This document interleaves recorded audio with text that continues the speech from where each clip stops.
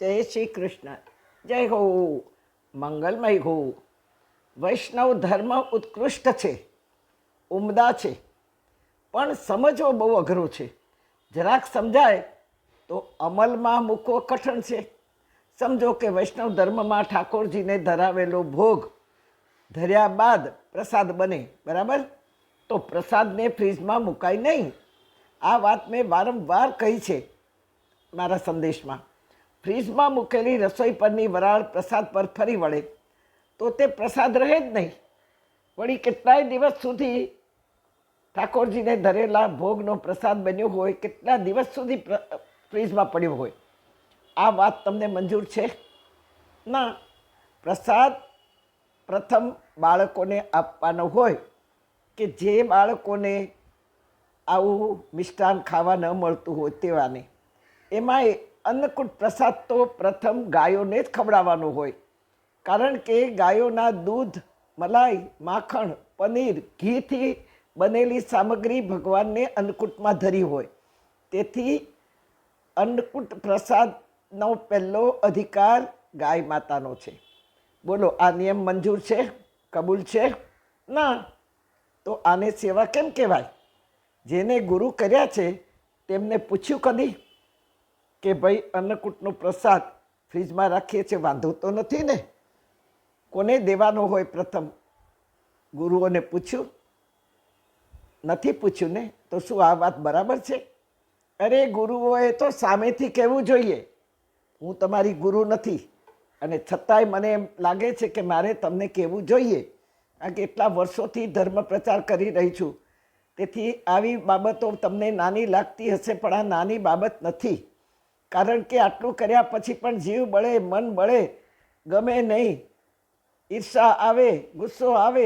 એનું કારણ કે આપણે જે કરી રહ્યા છીએ ધર્મને નામે, ભક્તિને નામે, એ બરાબર નથી.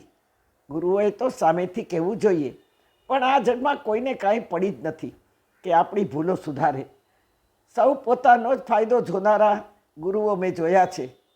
આપણે પણ ગુરુના દીકરાને ગુરુ માની લીધા હોય. આપણી એક પણ સમસ્યાનો ઉકેલ આ લોકો પાસે એનો જવાબ જ ન હોય. અરે, પહેલાં તો એમના સુધી પહોંચાય જ નહીં. આજે ધર્મની વાત સાંભળતા યુવાનો મોઢું કેમ ફેરવે છે? કારણ કે એને આપણા તરફથી સનાતન ધર્મનો કોઈ પણ ઉત્તરનો જવાબ મળતો નથી, સવાલનો ઉત્તર મળતો નથી. સનાતન ધર્મ છોડી બીજા બધાના ધર્મો તેઓને ગમે છે. ખ્રિશ્ચન ધર્મ ગમે છે, બધા ધર્મો ગમે છે, અને એને જે ફોલો કરે છે. કારણ કે આપણા ધર્મ વિશેના ઉત્તરો, જવાબો આપણી પાસે નથી. હવેનું જનરેશન એજ્યુકેટેડ છે, બુદ્ધિશાળી છે. જો એકવાર દિમાગમાં સહી વાત, સાચી વાત ઉતરી જશે તો એ માનવા તૈયાર છે. દાદા દાદીઓ, વડીલો, મમ્મી પપ્પાઓ, સવાલો કરો. તમારા ગુરુઓ જેને કર્યા છે એને સવાલો કરો, અને એમની પાસેથી જવાબો મેળવો, ઉત્તરો મેળવી યુવાનોને કહો. જન્મોના સંસ્કારો જે આપણામાં છે, આપણને આ ધર્મ ગમે છે, વૈષ્ણવત્વ ગમે છે, તો સવાલો કરો ગુરુઓને. અને એ સવાલોના જવાબો જો સહી આવ્યા હોય, તમારું દિલ માની ગયું હોય, બુદ્ધિમાં ઉતર્યા હોય, તો એ આપણા બાળકોને કહો અને એને જાગૃત કરો. આપણામાં આપણા વડીલોના જીન્સ છે.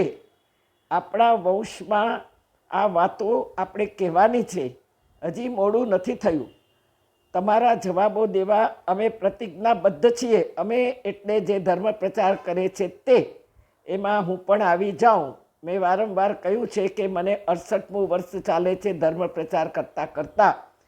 70થી 85ની આ સફર છે મારી. એમ તો સમાજમાં, સંસ્થાઓમાં દોડી દોડીને કામ કરતા યુવાનોને મેં જોયા છે. ખાધા પીધા વગર યુવાનો કાર્ય કરતા પણ મેં જોયા છે. પણ ધર્મ સાંભળતા, અધ્યાત્મમાં રુચિ દર્શાવતા, ગ્રંથોમાં, ગીતામાં કે સનાતન ધર્મ વિશે જાણવાની જિજ્ઞાસા કરતા યુવાનો મેં જોયા નથી. બસ એમાં આ બધું જાણશે તો જીવનનો રસ છે, અને એ જ કાર્ય કરતાં કરતાં કાર્ય રસ ઊભો થશે. એ ઊભો કરવાનો છે. હું તમને પ્રતિજ્ઞા કરીને કહું છું કે હું સદાય તમારી બધાની સાથે છું. તમારા યુવાનો મારા પણ બાળકો છે. તમને કોઈ પણ જાતનો સવાલ હોય તમારા બાળકોનો, યુવાનોનો, તમે મને જરૂર કરજો. હું ગીતાનો શ્લોક ટાંકીને તમને જવાબ આપીશ.